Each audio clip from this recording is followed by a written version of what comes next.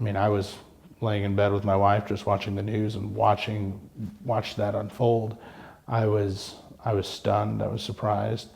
I knew at some point, somehow at some point something changed. I think it surprised a lot of people. I think it surprised most people that the sustained sort of efforts, sustained unrest happened as long as it did, especially in a community as small as Ferguson and a region like St. Louis that, frankly, had never seen anything like that happen before.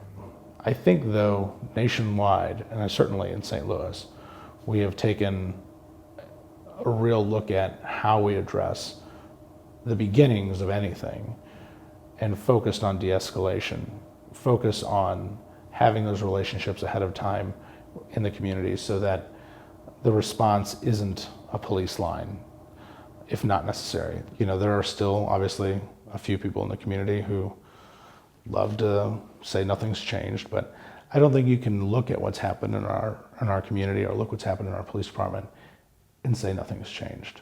There's clearly been a lot of change. There's been a lot of change for the better. There are some things that we're still working on. But everything that was going on in Ferguson prior to 2014 wasn't bad. And the community was really strong, mostly.